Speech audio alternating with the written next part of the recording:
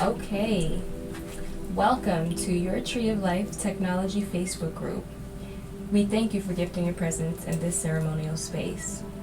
On the mic right now is Mama Monet, aka Wadada Girl, a mother, wife, musician, and medicine woman.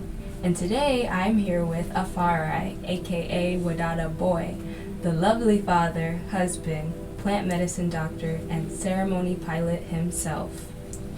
Over these next few video series, I will be interviewing the maker of the medicine, Wadada Boy, on his multidimensional take on plant medicine, ancestral communion, and global unity. All right, let's go ahead. It's your boy Wadada Boy here at FRI. I just want to say thank you everybody tuning in, checking us out if you join the group. And, I ain't seen a lot of people in a while, so, I just want to, surface and say what's good, let everybody know your boy's been amazing and wonderful and man, fantastic, and job and blessing me up, and every time any kind of struggles happen, I just keep persevering, you know what I'm saying, and we don't give up, we keep going, we stay stronger, it's what don't kill us make us stronger, like they say, right? So that's what life has been like, and your boy's coming strong, he's back and he's strong and feeling good, and I just want to thank J and the Tree of Life, ancient ancestors, and the Most High God. You know what I'm saying? This plant medicine is the truth, and a lot of people is going to say what they're going to say about it because we have the medical field and we have all Western medicine versus Eastern medicine and all these kind of different things. But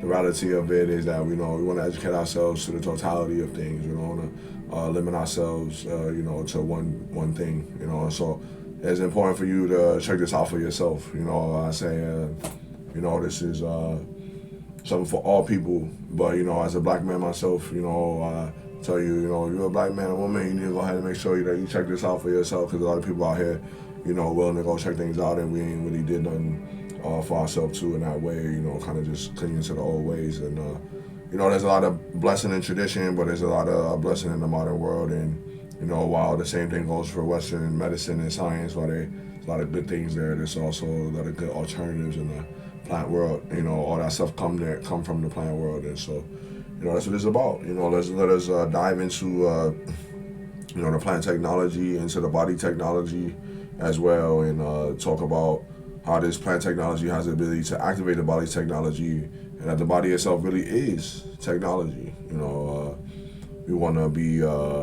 aware that every day we wake up and that we feed ourselves and we water ourselves and we shower ourselves and we tend to ourselves, and that this body itself is recording all of these reactions, everything that we're doing, these experiences, these ways that we program ourselves or do our rituals or our routines every single day. And it's a technology that's taking these things in and doing something with it. And so you have the ability to change what it is that you're doing with your technology, with your body, with your Tree of Life. For the most part, every one of us, we have a job that we tend to every day, a career of some sort. And, our body is the vessel for which that we are able to complete these tasks every single day. And we have to give more love and respect to our body, who is, bearing most of the load for our dreams and the things that we want to do and pursue in our lives, but we don't necessarily take care of our body. We don't necessarily acknowledge our body, and we're going to get into the mind a little bit later, but we're just talking about the body right now, that is, is its own living, breathing entity, that it is itself, and it's a part of your consciousness, but it is its own consciousness, and it is a technology that, that needs to be interfaced with properly, because a lot of us, we are using our body, but we're not really in our body, and we don't know much about our body. This group, the Tree of Life Technology, yes, it's about plant medicine, but it's about us understanding how to interact with our own chemistry, our own body. The things that are activated inside of our body are things that are already there. The plant is a helper, it's an ally, it's an aid, it's a tool, it's a teacher, but we are the ones who really have to learn how to do these things to be able to be like a child again, and to have a life full of energy, where we're not so depressed, a body that is fully capable and is not so riddled with disease and cancer and mucus and aches and pains and woes and worries. So want to go ahead and let Miss with Daughter Girl, Mama Monet, get back on the mic and whatever questions we may be having here, and keep pace with the topics. Yes, sir. Yes, sir. So you basically just covered a lot about the tree of life and being a plant teacher and the importance of that. So I'm sure that's the question on everybody's mind. What really, when you break it down, is the tree of life? But there's a lot of time for us to talk about that in the medicine and ceremonial space. Right now, I was wondering if you could tell us why it is important that we reconnect with nature and the vibration of love. Something that you talk about a lot, and yeah, I just wanted to hear your take on it for our viewers and how you feel about that. All right. So why is it important for us to reconnect with nature? Mm-hmm. In the last part. And the vibration of love. The vibration of love. Yes, sir. Please. All right. Well, I'll say that it's very important for us to reconnect with nature. Number one thing is because we have a body that is connected to nature. A body that comes from nature and returns to nature. I'll say that as human beings, we are part of the natural order of the cosmos and therefore the natural order of the earth. Yet we have found ourselves out of tune with the natural order. Being out of tune with the natural order has caused us a lot more disease, stress, destruction, and we have things like war and poverty on our earth. And people cutting down the things that are useful without really understanding of what it's used for, and then when we need it, it's gone. So, it's important for us to reconnect to nature so that we can communicate and know what things are for, so that we will be able to survive longer and be more intelligent as to the use of the resources for the earth. It will be important for you as an individual person to reconnect with nature, just to change your environment that your cells and your DNA takes in. If you live in a world without nature, you take in the sounds of the concrete and the metal and all of the grinding of the everyday life that we have.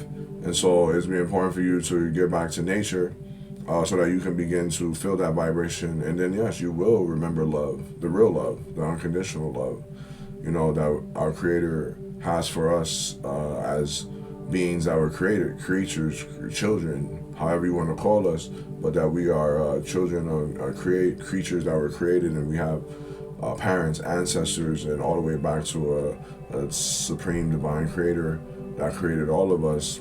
And so that love that extends out all the time can only really be found in nature. That a lot of the refinement of the artificial world has tainted and stripped out the love. It's given a lot of the knowledge and the information, has given you a lot of all the rituals and the different things that we do every year and ways that we celebrate. But we have really pulled a lot of the love out. For the most part, we see a lot of the everyday year rituals that we do, like Christmas and Easter, and all the things produce the money, but yet we still see the poverty, we still see the sickness, we still see the people dying, we still see the war, we still see the violence, we still see all these things that are happening. And so the love has been stripped out.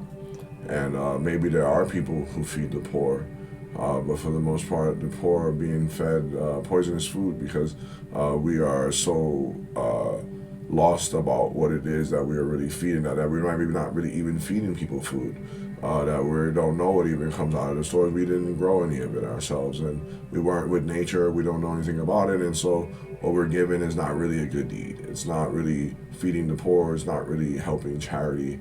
It's not really doing anything. There's a lot of churches. They're all around the world. They pop up buildings everywhere you go, and yet there's still people who are not a part of the church when the church is supposed to be doing good deeds. Poor, starving, hurting, don't have anything. And I'm very sure there are even people who are a part of the church who have no money and have given their money, and they're poor and they're broke, and there are other people who are living well. And this is not anything that nature has taught us. This is not anything that really our original ancestors have taught us. We have thought of our ancestors as a recent family tree, but it goes back. I don't think we can really find a time that we didn't exist. And so the further we go back into the human lineage, the more we are connected to the primal force of creation and to nature. and in tune with our bodies, in tune with our minds, in tune with our emotions, in tune with the cosmos, and in tune with the stars and everything that's going on around us in the earth. And so we would be much different. We would be more loving, compassionate, caring, confident beings. You know, that's what this is about. You know, it's about helping us to restore our confidence, restore our energy, not to be depressed, and to be full of life. Be full of life and feel blessed. Have the very knowing of the gratitude that you feel for being able to breathe, like to be able to be alive, to be able to breathe air that's, you know, good, and and see, and to be a able-bodied person. And it starts off there, you know, a simple gratitude, you know, the understanding the simple things that we still do have, and knowing that, you know, we are out of tune, you know, with nature for the most part, and that we do need to change that. You know, DNA responds to your environment. It's important for you to get back to nature because DNA responds to your environment.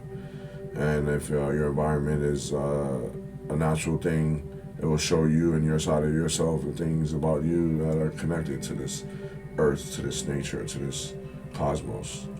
You know, and it will change your way of thinking, change your way of seeing. Important things that you may have thought to be important may change, and those things may shift. And you owe it to yourself to check those things out.